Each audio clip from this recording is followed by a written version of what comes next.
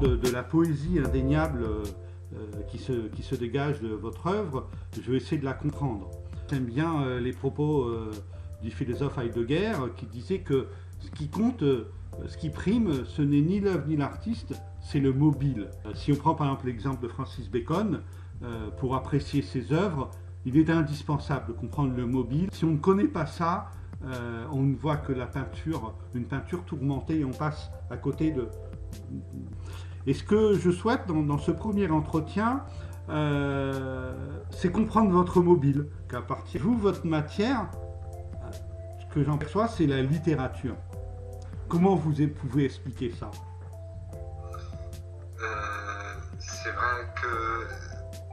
C'est vrai que mon travail il peut être abordé de plusieurs manières, c'est-à-dire avec quelque chose qui se situe entre les arts, la littérature, la sculpture, et mon matériau, le support, pour moi ça reste le papier, le livre en lui-même, mais le matériau principal, pour moi, ce sont les mots, mais pas mes mots à moi, ce sont les mots et la langue des écrivains et des textes que je travaille. C'est ce que j'essaye de faire, c'est de créer une incarnation physique et visuelle du langage et des textes que je travaille. Sur quels critères vous choisissez un livre? Qu'est-ce qui fait que vous allez prendre plutôt tel livre qu'un autre? Qu'est-ce qui vous guide derrière ça? Et je travaille par envie et par pulsion. Donc, il y a cette pulsion-là qui est personnelle, mais au-delà de ça, j'essaye en somme de créer des œuvres qui rejoignent une collection et une bibliothèque d'incarnation de textes. Par exemple, ça donne une dimension supplémentaire à votre œuvre de créer une bibliothèque qui ne soit pas simplement des objets sur des rayons. Est-ce que vous pensez que votre travail, il apporte une dimension supplémentaire à l'œuvre écrite? Non, il n'apporte pas une dimension supplémentaire dans le sens rajout, et c'est le reproche que l'on peut faire à beaucoup d'illustrations, c'est-à-dire que le texte et le pouvoir de l'imagination de chaque lecteur est tellement puissant que le dessin est toujours en deçà de l'imagination de tout à chacun. C'est-à-dire que par exemple, un des producteurs, il demandait à un enfant de pourquoi les films de Tintin ne marchaient pas au cinéma, et l'enfant répondit bah oui, mais c'est parce que le capitaine Haddock n'a pas la même voix que dans la BD. Et c'est quelque chose comme ça. Et moi, ce que j'essaye de faire, ce n'est pas d'apporter une dimension supplémentaire. Le texte n'a pas besoin de cela. Ce que j'essaye de faire, par contre, c'est de le métamorphoser pour lui donner une autre forme d'existence. C'est une sorte de réincarnation du texte dans quelque chose qui est visible, mais sans en faire une illustration, vu que c'est l'image qui est fait de mots, et les mots qui font image.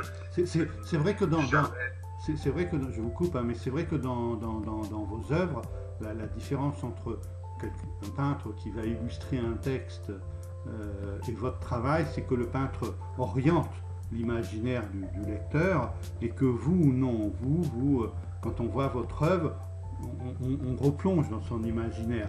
Vous n'orientez pas la personne qui voit votre œuvre par rapport au texte.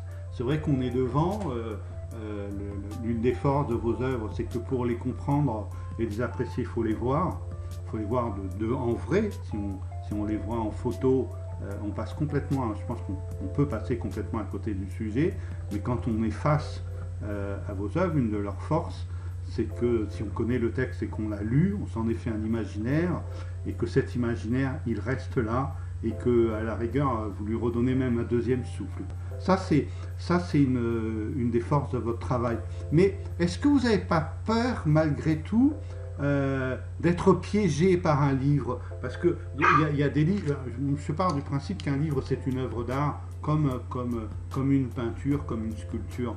Et il y a certains livres qui sont devenus, je dirais, des mythes, qui sont devenus des icônes, même si j'aime pas ce mot-là.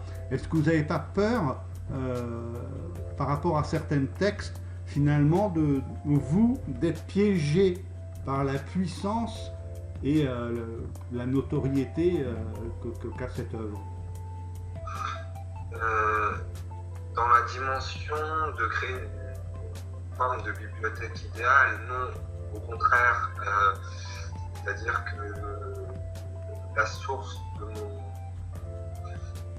de la source de la matière première, c'est certes le texte, mais un texte n'existe jamais en tant que tel.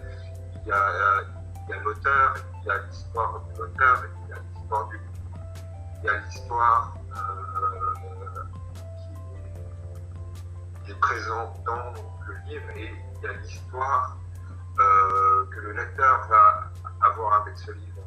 Et ce sont ces matériaux-là aussi que j'essaye de travailler à partir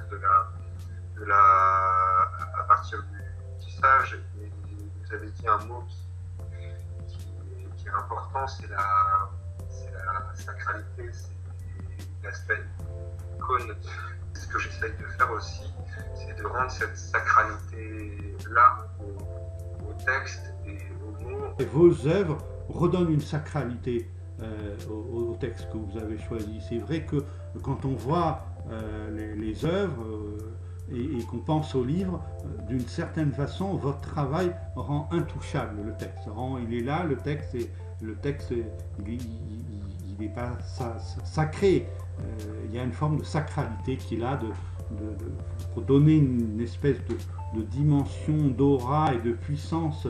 Ça ressort dans votre travail. Une autre question, un exemple. Vous êtes arrêté sur Siddhartha d'Hermann Hesse, et si ma mémoire est bonne, c'est la première œuvre que vous avez travaillé dans le texte dans son intégralité. Pourquoi ce choix? Est-ce par rapport au symbole du livre? Est-ce que c'est pourquoi cet auteur? Qu'est-ce qui vous a poussé à choisir ça? Et par exemple sur Hermann Hesse, bien sûr il y a ce livre-là, mais je trouve que par exemple le jeu de perles est plus moins accessible, certes, mais il est plus à l'image de l'œuvre d'Hermann Hesse. Je trouve que Siddhartha est un peu à côté. Pourquoi ce choix-là et cet auteur-là? Alors, Hermann Hesse est avant tout connu pour avoir écrit des romans initiatiques et de voyage. Je trouve le jeu des perles de verre certes plus complet, plus achevé, mais ce que j'aime dans le plus complet, plus achevé, et pour moi c'était un ensemble qui était beaucoup trop abouti pour un roman initiatique, paradoxalement. J'aime bien quand les romans initiatiques sont quelque peu banco, quelque part. Et dans Siddhartha de Hermann Hesse, c'est un livre qui m'a accompagné. Et il y a deux passages dans Siddhartha qui m'ont décidé à le tisser et non pas un autre pour un premier moment. Le personnage principal, durant une partie de sa vie, il la passe au bord d'un cours d'eau, et son travail, c'est de faire passer les promeneurs, les voyageurs d'une rive à l'autre au bord de sa barque. Et c'est quelque part ce que j'essaye de faire, et je trouve que c'est une jolie métaphore aussi pour mon travail. C'est-à-dire qu'au même titre qu'un éditeur, je vais prendre un livre et je vais l'accompagner de l'autre côté, du fleuve et essayer de le faire traverser quelque chose pour qu'il puisse poursuivre une existence qui est différente que s'il était resté d'un seul côté du fleuve. Et le deuxième passage qui est tout à la fin, mais dont je vais rester volontairement flou, sur lequel je vais rester volontairement flou, c'est cette question du polymorphisme et du polysémisme. C'est-à-dire que les choses, pour moi, ne peuvent se contenir à un seul sens ni à une seule forme. Les êtres humains, les objets, un petit peu tout ce qui nous entoure, ont une pluralité et de formes et de sens dans le monde. Et c'est cet aspect légèrement plus philosophique que j'essaye de faire par mon travail, en travaillant les mots qui sont des sortes de concentrés d'existence et de représentation des choses. Oui, je comprends votre démarche et je vous remercie pour ces premières réponses. On a avancé un petit peu sur le mobile qui vous guette, qui vous guide plutôt qu'il vous guette. Après, je pense que dans votre œuvre, une des choses aussi qui m'a séduit et qui fait qu'il y a un profond travail artistique là-dedans, c'est qu'il y a une dimension obsessionnelle qui est très très présente dans votre travail. Mais ça fera le projet du prochain entretien, d'aborder là cette dimension que vous donnez dans ce travail-là avec ce côté obsessionnel. Je vous remercie, Ilan, d'avoir consacré ces quelques minutes à ce premier entretien. Merci, au revoir. Merci. Au revoir.